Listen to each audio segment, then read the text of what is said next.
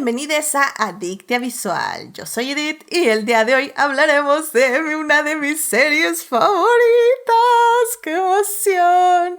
Esta serie que cumple 10 años, oh my god, de haberse estrenado, y hablo de nada más y nada menos que de Hannibal, la serie de Bryan Fuller que...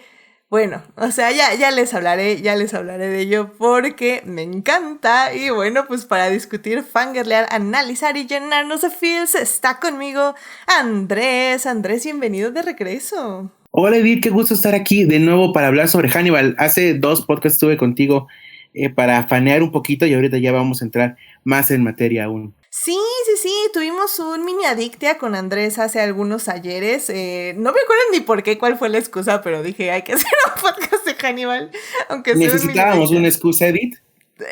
Realmente no, tienes toda la razón, ¿Qué palabras tan sabias, definitivamente.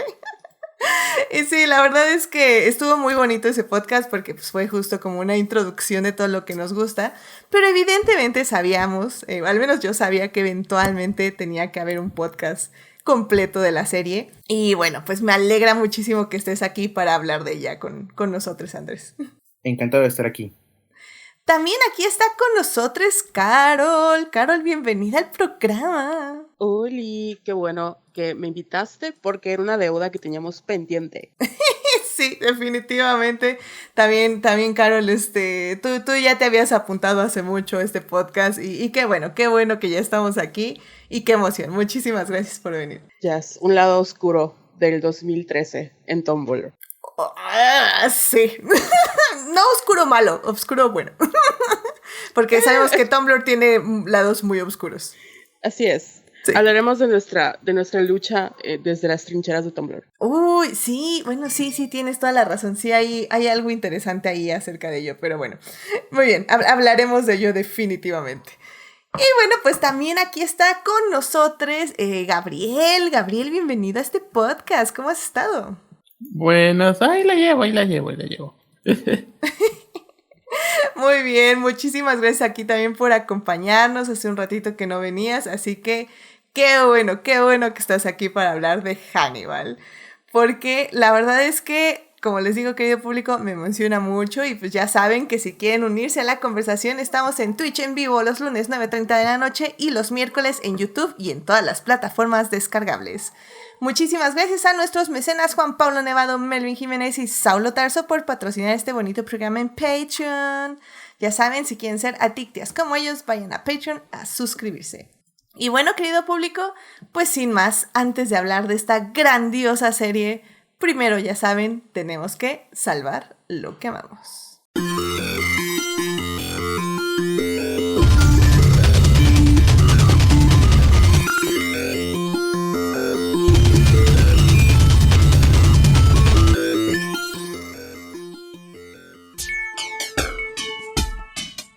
Muy bien, ya estamos aquí para salvar lo que amamos. Andrés, ¿qué te gustaría compartir con el público esta semana? Bueno, pues a mí me gustaría compartirles, es una miniserie de reciente estreno en Prime Video, se llama Swarm, aquí en español le pusieron El Enjambre, Obsesión Asesina.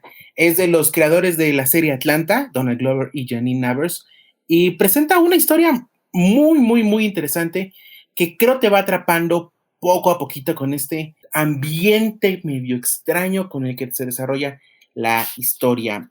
A lo largo de los 7 capítulos seguimos el camino de Dre, interpretada por Dominique Fishback, a quien vimos en Judas and the Black Messiah. Esta es una joven que está obsesionada con una cantante afroamericana que tiene una gran base de seguidores y de hecho a ellos se les llama la colmena o el enjambre porque consideran a esta cantante su abeja reina. Cualquier parecido con cualquier otra estrella de la música internacional no es una coincidencia. A lo largo de estos 7 episodios se va contando cómo esta mujer, después de que le sucede una tragedia familiar con una de las personas más cercanas a ella, comienza a desarrollar una especie de obsesión por acabar con todas las personas que, ya sea en redes sociales o que se va cruzando en su camino, hablan mal de esta estrella a quien tuvieron a bien llamarle Naya. Honestamente, yo no esperaba nada de una serie como esta. Son capítulos de media hora, son 7 episodios. en el episodio 6, uno antes del final, te cambian por completo la jugada para contarte la historia. O sea, creo que está desarrollada de una forma en la que no solemos ver, está muy también alejada a como, por ejemplo, HBO desarrolla sus series. Esto es como un poco más una película independiente, tanto en su estructura como en su hechura.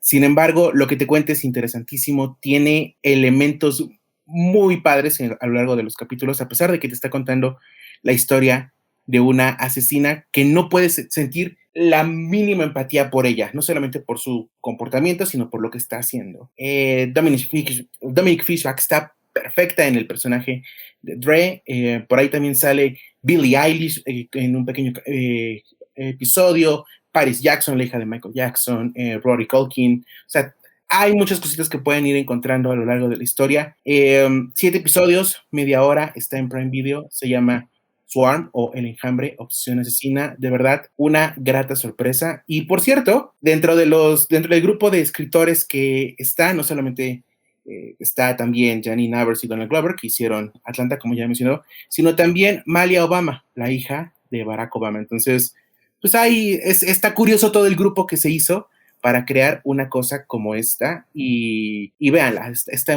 muy interesante, está en Prime y son 7 episodios. Órale, oye, la verdad he oído hablar de ella, o sea, la verdad sí ha tenido como una resonancia en Twitter, pero bueno, para empezar, ¿dijiste qué género es?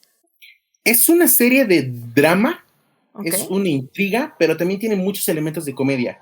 Ya ves que, por ejemplo, en Atlanta parecía ser una comedia hecha y derecha, y a la nada tenían estos episodios como medio perturbadores en los que, bueno, para quienes no hayan visto Atlanta, hay un episodio en el que Donald Glover sale como un millonario loquito, y con una máscara blanca incluso, o sea, es una persona de raza blanca.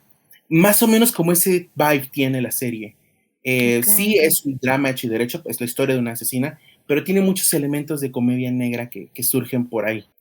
Ya, es que yo tenía un poquito de reservas porque yo pensé que era algo como de terror. Entonces, como que sí oí muchas recomendaciones, pero sí me daba como cosita que fuera de terror. Pero por como me la describes, siento que sí le voy a entrar. De hecho, Sofía en el chat nos está diciendo que definitivamente te atrapa y la actuación de Dre es buena. También cabe mencionar la actuación de Billie Eilish, como tú bien lo decías, Andrés, en el episodio 4, que le gustó mucho su actuación. Es buenísima, y uno esperaría que Billie Eilish, o sea, la ves en el escenario y es un monstruo en su mundo, pero pensaría que no es tan buena como actriz, ¿no? Muchas veces pasa eso, grandes músicos no son tan buenos actores.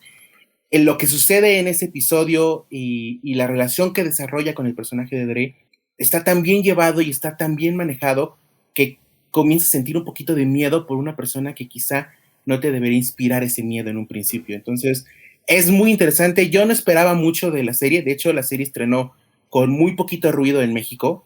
Todo viene como de rebote de lo que se habla en Estados Unidos. Sin embargo, está resultando una muy buena serie. 7 episodios solamente, de media hora. Entonces, ni siquiera tienen que invertirle mucho y creo que es una buena experiencia. Muy amigable, perfecto, no, la verdad, muy buena recomendación, sí le quiero entrar a esa y Yellow Jackets, que creo que siento como que, por lo que he oído, son como del mismo vibe, probablemente me equivoco, pero como que en mi mente están así, entonces le voy a entrar, también media hora siempre es muchísimo más amigable, como bien dices, y pues bueno, vayan a ver Swarm, que está en, ¿qué plataforma, perdón? En Prime Video. En Prime Video, excelente. Bueno, pues muchísimas gracias por traernos esto al programa. Carol, ¿qué te gustaría compartir con el público esta semana? Pues yo les quiero recomendar una película que honestamente a mí me gustó mucho. Es una especie de rom-com, pero en realidad es una película de aventuras que se llama La Ciudad Perdida.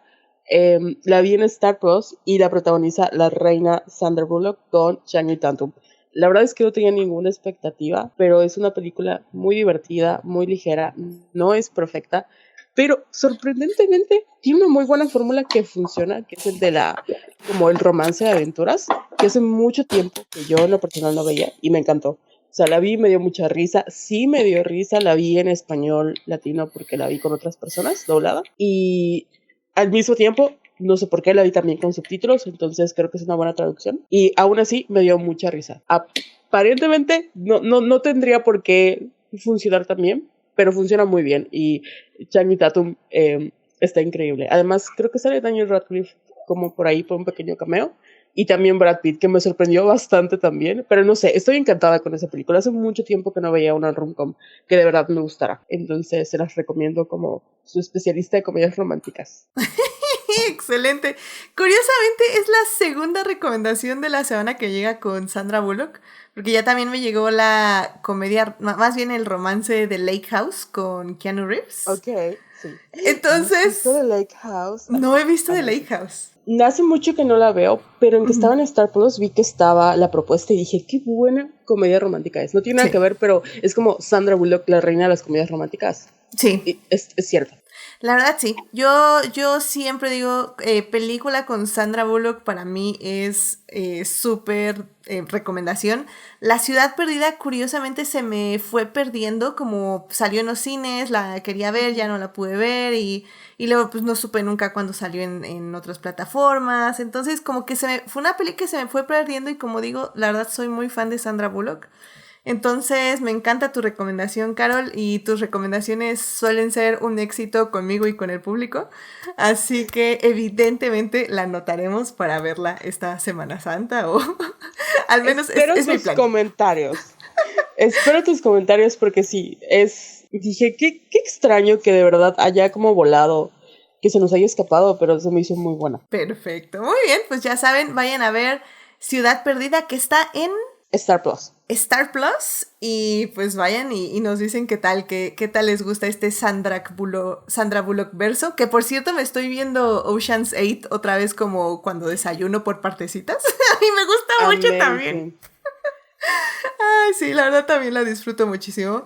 Y bueno, Jimena nos dice en el chat, The Lake House está muy bonita. Bueno, está bonita, tiene buena química Keanu y Sandra. Así que bueno, ahí está, perfecto.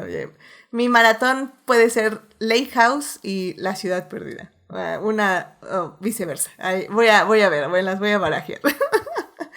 Pero bueno, pues muchísimas gracias, Carol, por traer esto con el público. Gabriel, ¿qué te gustaría compartir con el público esta semana? Iba a hablar de otra cosa, pero la verdad siento que no voy a tener oportunidad de hablarlo en otro lado. A mí lo que me gustaría hablar y recomendar es una serie de anime llamada Bocchi the Rock. Es un anime que está basado en un manga de los que son conocidos como 4 comas, que son básicamente manga de 4 paneles.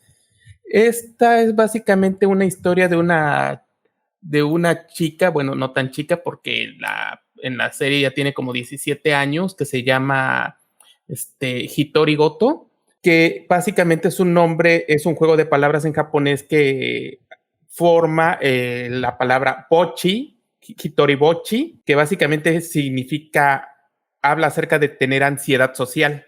Y toda la gracia del personaje es que ella es una persona muy antisocial, que se muere por ser amigos, que es bastante tímida, pero está muy ansiosa por querer ser amigos. Y entonces su manera de tratar de hacer amigos es aprender a tocar la guitarra. Y resulta que es muy buena tocando la guitarra después de unos años, pero se volvió todavía peor para sociabilizar.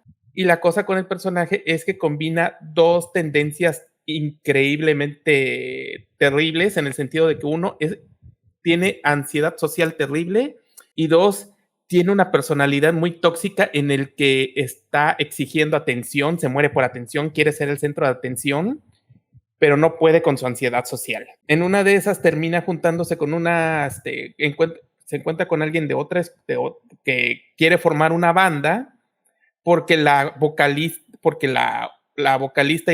vocalista y guitarrista desapareció. La arrastra básicamente casi a la primera persona que encontró, y ahí se da cuenta Hitori que a pesar de que es muy buena guitarrista, es pésima para tocar en bandas. Entonces básicamente toda la serie va girando uno en que va a tener que aprender a tocar como parte de una banda, 2, aprender a socializar, y 3, todo el drama que conlleva la combinación de una introvertida, una extrovertida y una completa valemadrista. Y luego se va agregando otro personaje que es acerca de cómo se tienen que conformarse como una banda. Lo que diferencia de esta serie, realmente en mi opinión, porque es una premisa que ya se ha hecho, es que la serie juega mucho con lo que es los formatos de animación, porque es muy difícil experimentar con una serie de 12 episodios, sobre todo en la actualidad, porque ahora los calendarios son muy estrechos, hay muy poco tiempo, hay muy poco de todo, todo debe ser como una maquinaria bien hecha, y aquí se las arreglaron. No sé cómo, fue muy buen calendario, muy buen equipo y todo, y entonces tenemos una serie que de repente hace una serie de combinación de donde hay stop motion, movimiento, juego de animación por computadora, hecha mal a propósito para darle más punch, rotoscopio, básicamente uno que consiste un zoetrope, que se utiliza un zoetrope que me sorprendió, live action, y además hay muchas referencias de la música. De hecho, los propios personajes tienen nombre basado en una banda japonesa llamada Kung Fu Generation, es Asian Kung Fu Generation, que básicamente muchas de las canciones no son más que covers de la banda. Y en la historia original, de hecho, muchas de las portadas no son más que referencias a varias bandas de rock en Estados Unidos y Japón, sobre todo en Japón. Es una serie que a mí personalmente me llamó mucho la atención porque es un increíble ejemplo de cómo alguien que le gustó el material decidió aprovecharlo y logró sacarle un provecho increíble a las posibilidades del medio de la animación para hacer una combinación de varios métodos de animación, uso de storyboard, estudio de setups, estudio de layouts, y lograr sacar una serie muy bien hecha que se refleja mucho en que los que lo hicieron decidieron sacar el mayor provecho posible al medio que tenían, a pesar de tener el tiempo en contra. Y ya. Muy bien, me gusta, o sea, creo que he escuchado, más bien de ti, he escuchado cosas muy buenas de la serie.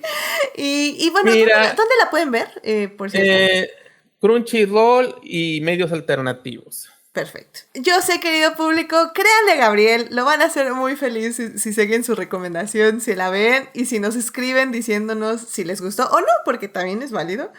Pero bueno, Gabriel le gustó mucho y evidentemente la recomienda desde el fondo de su corazón en esta hermosa sección de Salvando lo que amamos. Así que muchísimas gracias, Gabriel, por traer esto al programa. Julián García en el chat dice: Doctor Gabriel, soy su fan. Así que ahí está, ya están saliendo tus fans. Ya nada más para cerrar esta bonita sección de Salvando lo que amamos. Hace mucho que no hablo de Lewis Hamilton. Y por hace mucho me refiero a bastante mucho. Realmente creo que hablé de Lewis Hamilton al final de la temporada pasada de Fórmula 1. Pero bueno, no había tenido la oportunidad de mencionarlo de nuevo. Y creo que ahorita es un muy buen momento porque, bueno, este fin de semana fue la tercera carrera de Fórmula 1 de esta temporada 2023. Esta tercera carrera fue en Australia.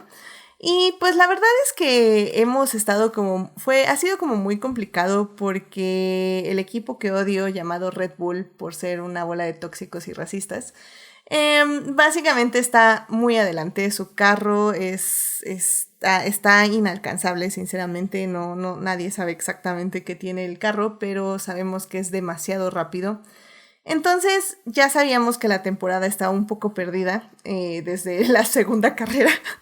No, es que no sabíamos qué tan perdida iba a estar. Pero esta carrera nos sorprendió Mercedes porque al parecer ya encontraron el setting que al menos yo siento que puede llevar este año a Lewis Hamilton al tercer lugar del campeonato, lo cual la verdad no estaría nada mal, porque la pelea va a ser claramente entre Verstappen y Checo, lo cual también les pido por favor que apoyen mucho a Checo. Yo sinceramente apoyo a Checo en mi corazón.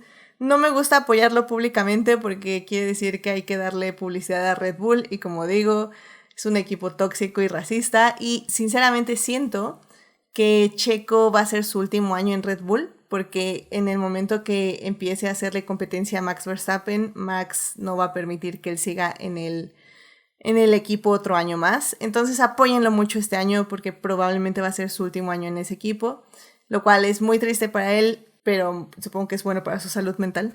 Pero bueno, en fin, iba a hablar de Lewis Hamilton.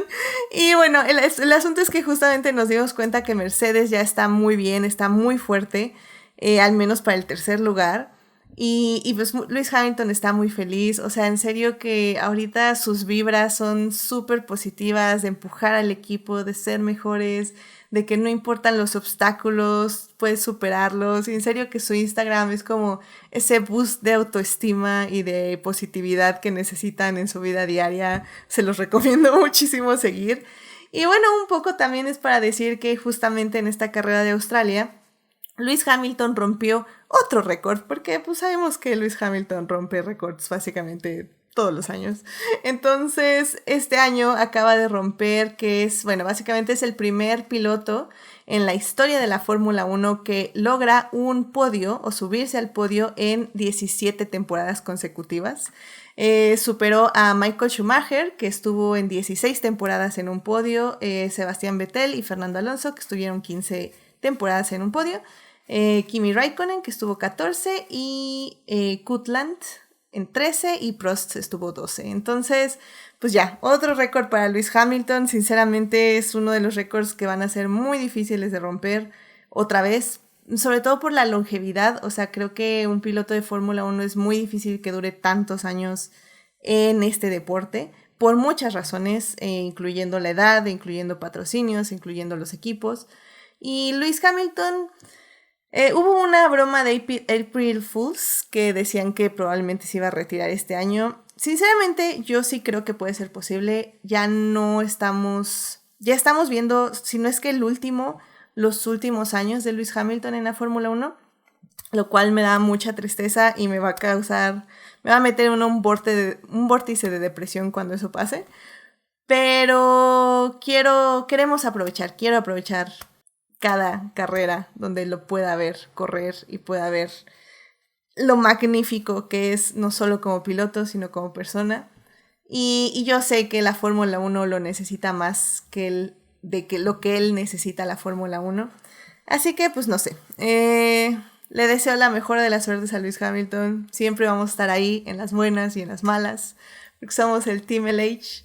Y espero verlo con toda mi alma este año de nuevo, aunque sea de lejitos, no me importa, con que me salude y me vuelva a ver como me vio el año pasado. Y pues ya. Entonces, pues nada, ya saben, updates de la Fórmula 1, mis rants, mi hate, mi amor, todo en Twitter, si seguimos en esa app y si la app sigue funcionando en las siguientes carreras. Pero bueno, pues Fórmula 1 regresa dentro de un mes. Va a regresar en Azerbaiyán. Y pues de hecho este mes voy a estar hablando de Fórmula 1 en el podcast hermano Crónicas de Multiverso. Esténse al pendiente porque va a haber un programa especial ahí.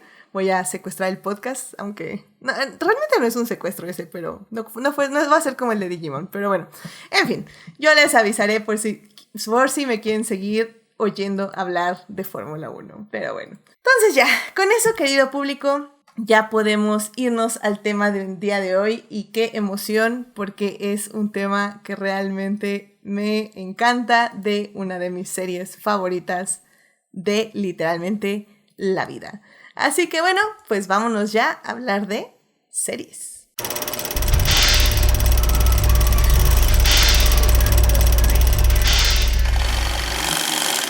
Muy bien, ya estamos aquí para hablar de series y en esta ocasión vamos a hablar de la serie de televisión Hannibal.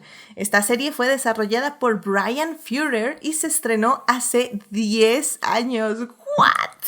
Se estrenó el 4 de abril del 2013, efectivamente en la grabación de este podcast el día de mañana cumple 10 años, así que no es coincidencia, tenía que ser como súper exacta la fecha de grabación, casi exacta.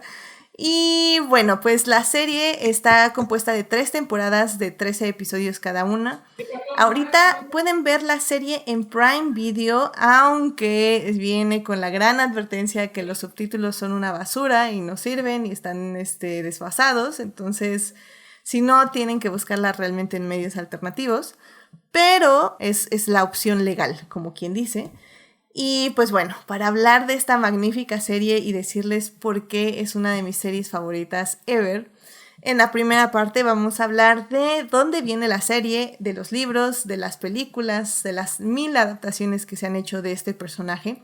En la segunda parte vamos a hablar de la estética del programa, de la serie, de la primera temporada en específico, porque sí, querido público, no vamos a hablar de las 3 temporadas. Este es uno de esos podcasts que se van a repetir cada año si les dioses nos dan vida, igual que nos pasó con El Señor de los Anillos, por ejemplo, que este año igual terminamos ya la trilogía. Entonces así va a ser con Hannibal. Vamos a hablar en la segunda parte, de la estética de la primera temporada, de lo que nos gustó, de cómo iniciamos a verla, cuáles fueron nuestras impresiones, tal vez hasta cómo era el ambiente en Tumblr en ese tiempo, como dice Carol. Y en la tercera parte vamos a hablar ya de la serie en sí, con spoilers. Así que bueno, querido público, pues sin más, vámonos a la primera parte. For the first time in my life, I was seen. Be my companion. Be all the beautiful things you are. And be them without apology. Muy bien, ya estamos aquí para hablar de Hannibal, esta serie que se estrenó hace 10 años, el 4 de abril de 2013, no lo puedo creer. Se estrenó, bueno, más bien es una serie de NBC. Aquí me acuerdo que estaba en AMC, ¿no? Era donde pasaban Hannibal, si no mal recuerdo. En AXN, todavía peor. AXN, sí es cierto. Sí, ahí la estaban pasando. Era una serie que se estrenaba semanalmente, como en ese entonces, en un horario en específico. Oh, Dios, la vejez. Pero bueno, esta serie fue desarrollada por Bryan Fuller, del cual, por cierto, yo ya era fan. Pero bueno, eso podemos hablarlo ya más en la segunda parte. Porque en esta primera parte vamos a hablar de los libros y de las películas que bueno, se basan en el personaje, de dónde surge este personaje, que pues sí, ha cautivado a muchísima gente, no solo en el cine, sino también en la literatura, ha inspirado muchísimos personajes y ha inspirado muchísimas historias. Y bueno, pues yo sé que Gabriel leyó los libros y no sé si te gustaría, Gabriel, darnos como un poquito una idea general de cómo es el libro de Hannibal y pues más o menos por qué crees tú que inspiró a tanta gente a basarse en él para escribir historias. Cuando hablamos del tema de la serie de los libros de Hannibal, hay que recordar que no todo lo que son libros, películas y la serie son cada uno animales totalmente diferentes. Por ejemplo, el caso del libro de la primera temporada de Hannibal, la serie, no tiene absolutamente nada que ver con los libros. O sea, no hay una historia de que la serie esté usando en la primera temporada en su adaptación. Entonces, aquí lo que ocurre, y a ver, voy a tener que empezar desde el principio.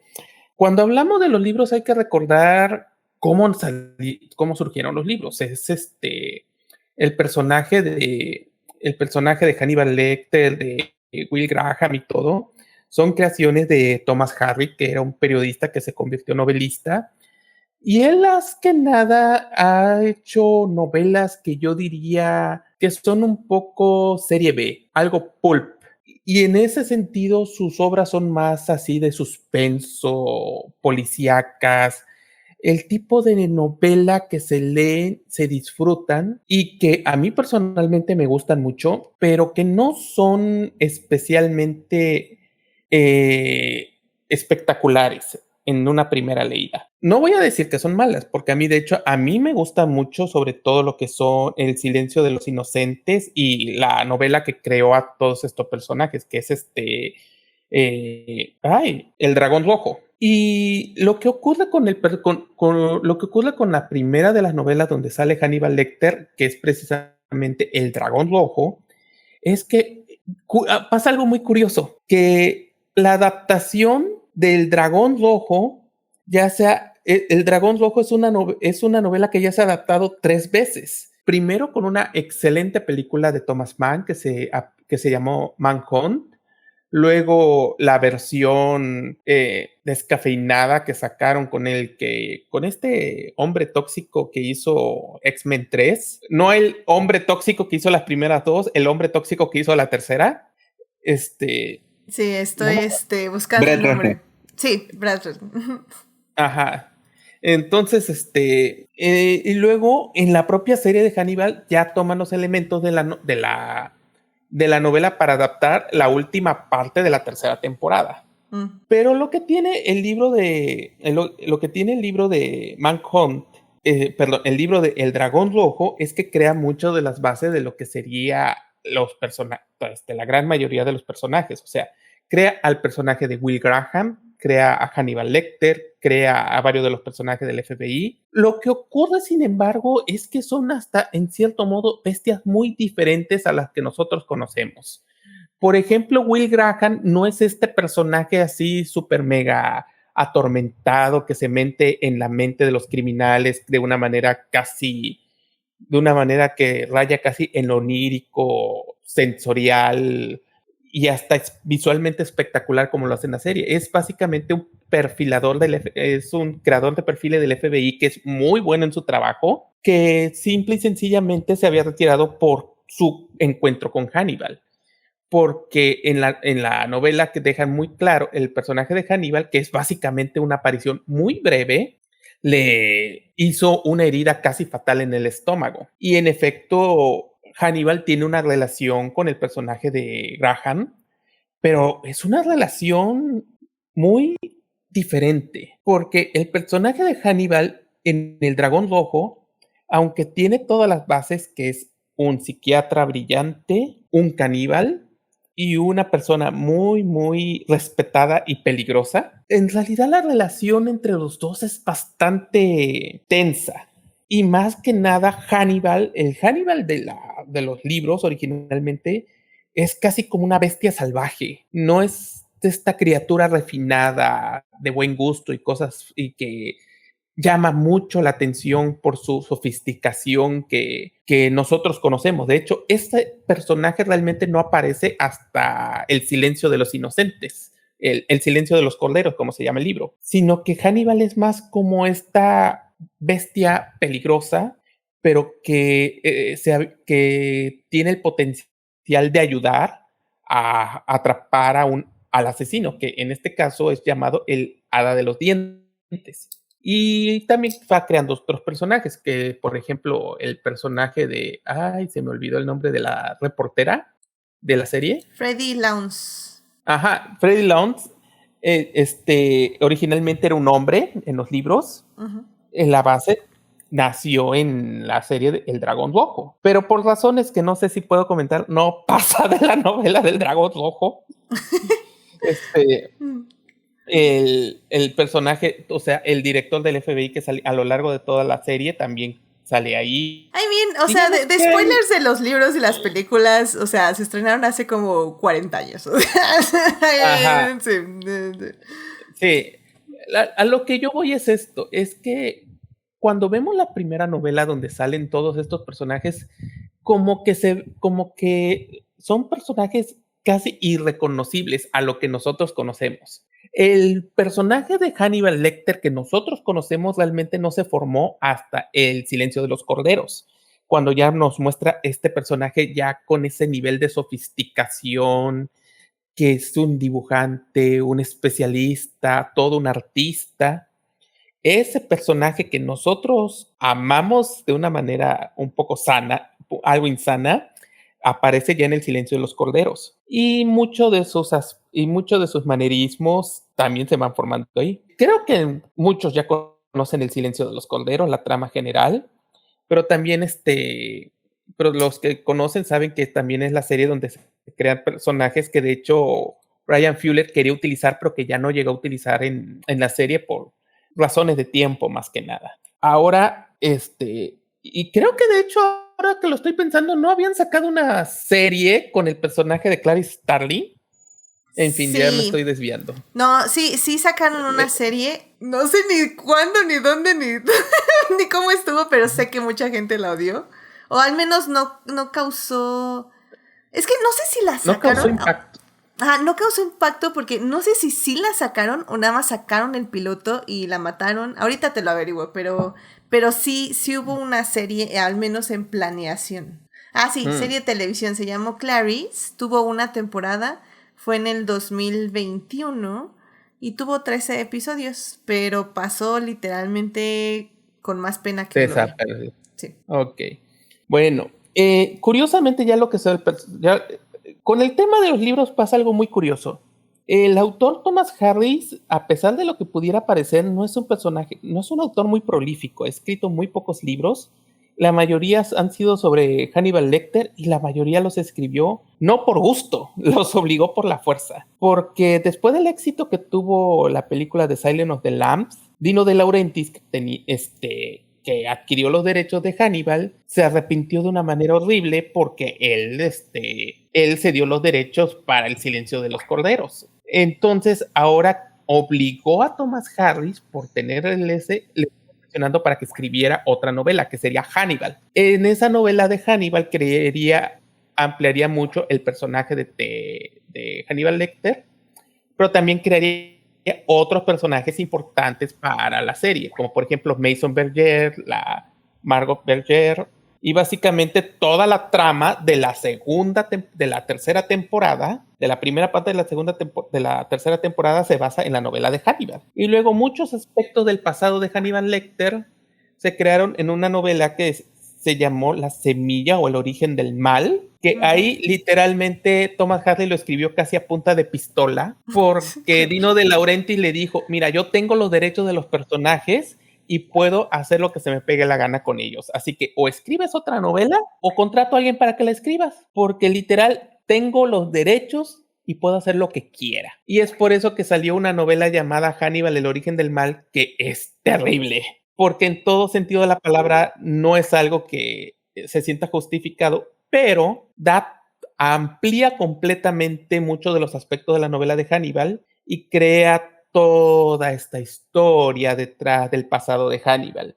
Y de hecho ayuda a entender mucho por qué gran parte de la segunda temporada, incluso los títulos giran en torno a la culinaria japonesa. Es muy interesante, frustrante, extraño, porque como novelas, todo lo que tiene que ver con la franquicia de Hannibal es una cuestión de una novela entretenida, una novela que causó un impacto increíble, una secuela que el autor aparentemente no estaba muy seguro de escribir, pero le dio una oportunidad de vivir en Florencia un tiempo, y una cuarta novela que básicamente escribió porque le amenazaron. Entonces, es como que extraño. Yo personalmente solo recomiendo leer la primera y segunda novela. La tercera es francamente grotesca, o sea, sí, muy chido todas las explicaciones de Dante, el infierno de Dante, de los Pazzi, o sea, está muy padre todo eso, pero eso no quita que hay una literal escena donde se están comiendo el cerebro de una persona mientras está con vida.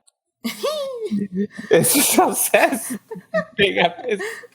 es así como que te quedas, ay, no manches, o sea, las novelas siempre han sido muy pulp, pero ahí ya se pasaron. Y ya la última novela que sacó Thomas Hardy ya fue como decir, ay, no manches, o sea, se nota que lo escribiste sin pasión. Ay, qué triste, oye. Ahora que nos dices todo eso, la verdad, sí sentí un poco de lástima por el pobre Thomas Harris.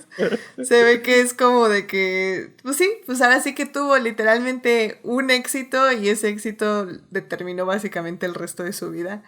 Así que, bueno, pues sí, es un poco triste, pero al final del día, pues como bien estabas comentando, pues de estas novelas surgieron pues todas estas películas que de una u otra forma han marcado el cine. Y pues Andrés, no sé si tú nos quieras comentar algo de las películas, no sé si has visto algunas de ellas. Personalmente creo que la única que me falta es la de Manhunter, que no sabía que existía de hecho. Que ya estoy viendo que está dirigida por Michael Mann, el cual... Ay, Michael Mann, sí. No sé por qué dije Thomas Mann. Sí, es Michael Mann y pues la verdad es que es un director que ha hecho una o dos interesantes, incluyendo Collateral, que creo que es a mí la que más me gusta, sinceramente. Entonces, realmente, pues sí, o sea, la voy a buscar, veo que está en Apple TV a 55 pesos. Y pues para checarla, porque dice Héctor en el chat, por cierto, que es la mejor adaptación del Dragón Rojo, así que ya me interesó. Pero bueno, Andrés, no sé tú si tengas algo que decir de alguna de las películas o sobre todo de Silence of the Lambs, que definitivamente es la más reconocida. Creo que la serie de películas lograron llevar ese tipo de historias al mainstream. Puede que sea un libro exitoso, el primero en el que se basa, y después se hacen estos ya más por el negocio, pero el éxito de la primera película, recordemos, El silencio de los inocentes, dirigida por Jonathan Demme, gana los 5 Óscares principales, película, director, actor, actriz y guión, o sea, tiene un calibre muy importante, entonces eso lo convierte en un personaje importante y convierte la historia en una saga que se puede desarrollar. Y durante los siguientes años, siempre va a tener como este caché. Hannibal la protagoniza Anthony Hopkins de nuevo, regresando al papel que le dio el Oscar, y Julianne Moore, ahora como Clarice. La siguiente tiene de nuevo Anthony Hopkins, pero el personaje principal lo lleva Edward Norton. O sea, siempre tienen como este tipo de calibre que no podrían tener de no ser porque salen de una muy buena película y una muy buena primera experiencia con el espectador cinéfilo. Aquí creo, y esto lo mencionaba muy bien Gabriel al principio, que Thomas Harris venga del periodismo ayuda muchísimo a entender más o menos de dónde pudo haber creado a Hannibal. No sé si ustedes sepan que existe la leyenda, no está del todo confirmada, pero que Harris se inspiró en un asesino mexicano para desarrollar a sus personajes. Ay, bueno, no sabía, la verdad. Sí, es que Harris en la Ujú. década de los 60 trabajaba para una revista y vino a México, específicamente a Nuevo León, a entrevistarse con un paciente mental que había asesinado a 3 personas. Mientras lo va conociendo, él descubre que este paciente está siendo tratado por otra persona en el penal. Sin embargo, aunque todos lo conocen como doctor y todo eso, no hay registro de él, no hay una cosa que pudiera confirmar que existe esa persona. Y eso es porque quien lo estaba tratando era otro interno del penal, que se llamaba Alfredo Bali Treviño. Él fue el último criminal condenado a la pena de muerte en México. No se cumplió, estuvo 20 años en la cárcel y después fue liberado en 1981, pero durante este periodo él desarrolló una relación muy cercana con el paciente, con el primer asesino. Entonces, empieza a desarrollar esta relación un tanto extraña, porque pues no debería haberla, y quienes se enteraron de esto siempre destacaban que sus conversiones eran muy, muy elevadas, digamos. Estaban muy interesados en sus crímenes, pero no lo hablaban de la misma forma que lo hablaban los otros internos o reos, sino como que tenían cierta elegancia. Entonces, a partir de toda esa investigación y ese reportaje que hace Harris, como que empieza a obtener datos que después, al momento de que escribe sus libros, retoma para ciertas partes. Por ejemplo, una vez que conoce la historia de Bali Treviño, que hay un texto muy bueno por ahí en Esquire, añade ciertas cositas de esa personalidad en Buffalo Bill, que es el asesino del silencio de los inocentes. Entonces, es muy interesante esto y como que explica un poco de dónde surge que un periodista, una persona que se dedica, perdón, no a la narrativa, sino a escribir sobre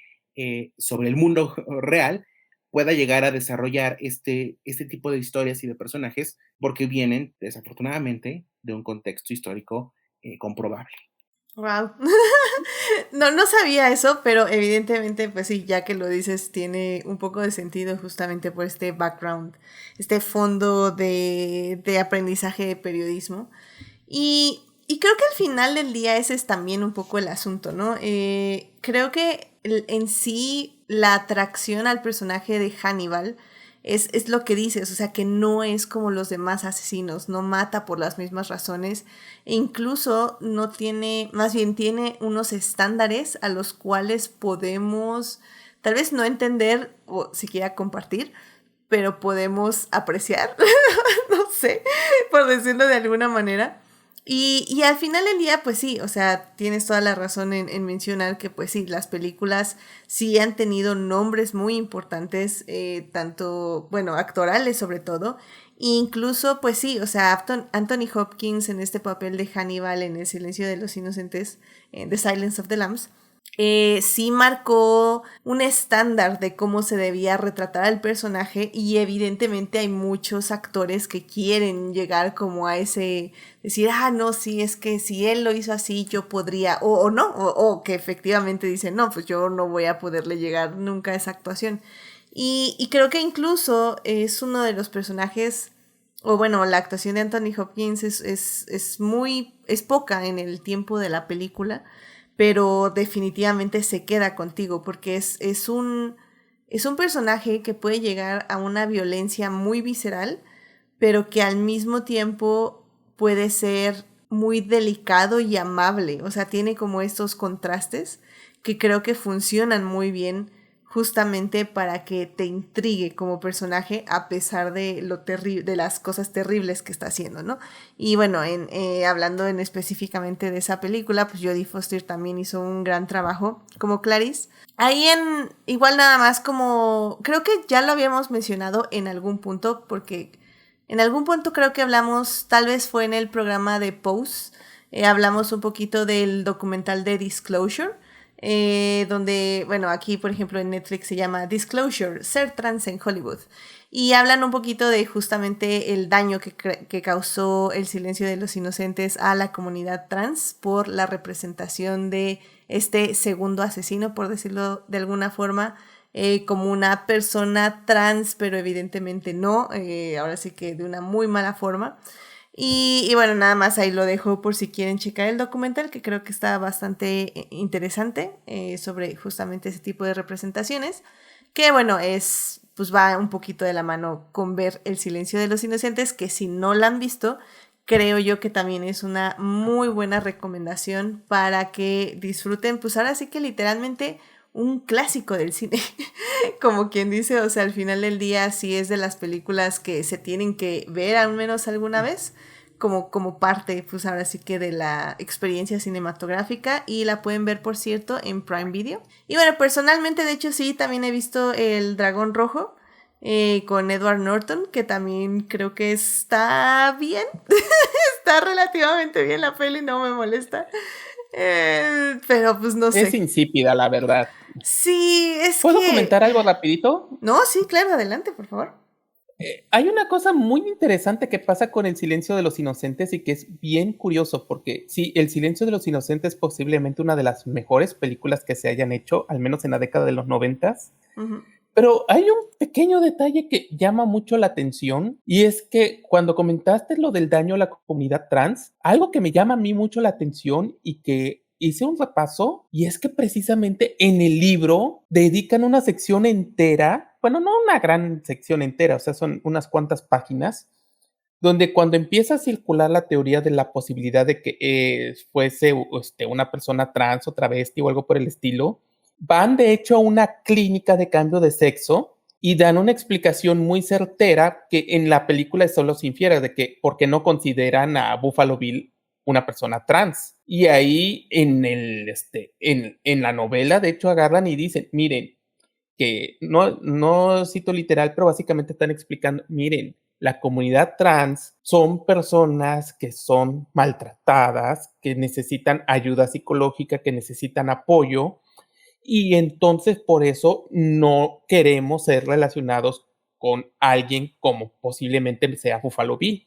Es por eso que nosotros no aceptamos personas como ellas, que son personas que realmente no son personas trans, que son en realidad, que son usualmente una comunidad pacífica que no causa conflicto en el sentido, o sea, que no hacen transición de personas que sea claramente un peligro para la sociedad.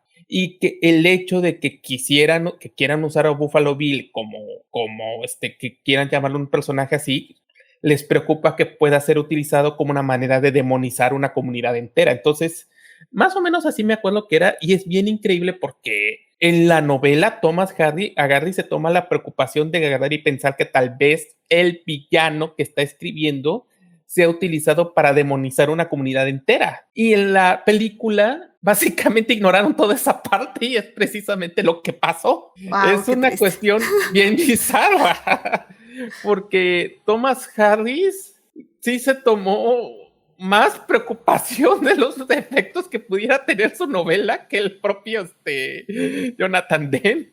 Chale. Es algo bien bizarro y bien curioso que cuando yo lo vi, me acuerdo que lo mencionaron en un video, me quedé, ¿what? Lo revisé y en efecto es cierto, hay una sección donde básicamente agarran y dicen, no, es que la comunidad transexual no son violentos, no son así, no son así, no son así, no somos enfermos mentales y cosas por el estilo. Y me quedé así de, esto está en la novela de El silencio de los corderos y no en la película. Ay, Dios. Qué triste. O sea, no se confundan, querido público. Reímos para no llorar. Porque, o sea, realmente es así como, damn, o sea, mira, o sea, me alegra que Thomas Harris lo supiera. No sé qué tan bueno es que aún así lo escribiera, pero al final del día él no sabía, o sea, no sabía lo que se iba a convertir sus libros. Los escribió, El Dragón Rojo lo escribió en 1981 y El Silencio de los Corderos lo escribió en 1988, o sea, 7 años después. Entonces, la película de El Silencio de los Inocentes es del 91, Ajá. 3 años después. Entonces, bueno, pues sí, al final del día, pues, qué triste. Porque sí, fue efectivamente, como dices, lo que pasó. Es una de las películas base para demonizar y malinterpretar todo lo que significa ser trans. Entonces, sí, por eso quería dar como la advertencia, nada más para que sepan. Pero bueno, al parecer el libro es muchísimo más inteligente que la película en ese aspecto, pero ¿qué le vamos a hacer? Pero bueno. Y digo, no crean que no le estoy dando la palabra a Carol, pero es que Carol extrañamente no ha visto ninguna película de Hannibal y quiero saber, Carol, si te dio interés en ver algo de Hannibal o leer algún libro. Las voy a ver, pero con la luz prendida, porque yo soy muy miedosa y algo que estaban mencionando ahorita que me dio, o sea, me causó mucha curiosidad, es cómo iba a decir güey, Thomas Harris, creo que jamás imaginó el icono que iba a escribir, porque acabó escribiendo a uno de los íconos más grandes de, pues no sé si del cine de terror, pero pues todos ubicamos a Hannibal Lecter, ¿no? Como el villano, como el asesino. Y imagínate vivir de ese cheque. O sea, nada más escribes a Hannibal Lecter y ya eres millonario de por vida. Pero creo que más allá de, o sea, en el imaginario colectivo, Hannibal es es un personaje de terror. Y en el caso de cuando yo vi la serie, metiendo cizaña, no me esperaba que fuera más de suspenso que fuera de terror. Llegué a ver algunas partes en algunos puntos de mi vida, porque obviamente como estudiante de comunicación tienes que ver ciertas películas, pero me da miedo. Entonces voy a intentar hacerlo antes de Halloween, con la luz prendida, rezando mi rosario, aunque yo sé que no va a ser nada malo, pero dicen que soy muy cobarde. Entonces pondré mi círculo de sal y me meteré para no atraer las malas vibras y ver por fin Hannibal. Yo de hecho no las calificaría de terror. Sí hay suspenso, sí tiene escenas fuertes, no lo vamos a negar. Lo que decía Gabriel de que alguien se come el cerebro de alguien pasa en una de las películas. Pero yo las calificaría, pues no sé, es como un thriller tal vez, no tanto como de terror per se. Pero sí, o sea, hay escenas fuertes, no lo voy a negar. Igual que en la serie, pero sí, definitivamente es un cierto tipo de público, no es algo que le guste a todo mundo, definitivamente. Yo me acuerdo que vi cuando estaba muy chiquita la escena del cerebro y ese fue mi trauma. Hasta la fecha me da como cosita tocarme la cabeza porque pienso, ay, estoy tocando mi cerebro. Pero creo que uno de los aciertos que vamos a hablar de Hannibal es efectivamente la estética, porque en ningún momento me dio asco, y creo que esa es la diferencia principal con las películas. Perfecto, pues mira, pues ya con eso vámonos entonces ya a hablar de la serie, porque pues sí, ahora sí que es el tema del día de hoy, pero quería que justo con nuestras personas expertas aquí les dieran un poquito de contexto de dónde viene Hannibal y pues de todo lo que existe.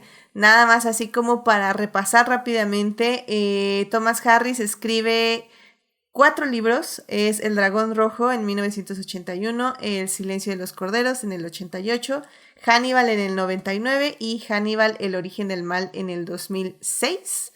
Y las películas que existen de este universo en específico es Manhunter del 86, El Silencio de los Inocentes del 91, Hannibal en el 2001, El Dragón Rojo del 2002 y Hannibal, El Origen del Mal en el 2007. Y bueno, pues justamente como decimos, justo después de todas estas películas se empezó a cocinar una serie, básicamente también patrocinada, por decirlo de alguna forma, por Marta de Laurentiis, que es justamente quien decía a Gabriel que pues ya ahí tenía como todos los derechos de todo el asunto de Hannibal. Y pues llegó un tal showrunner llamado Brian Fuller y en el 2013 sacó la primera temporada de lo que sería la nueva adaptación de estas novelas. Así que bueno, para hablar de ello, nos tenemos que ir ya entonces a la segunda parte. Vámonos para allá.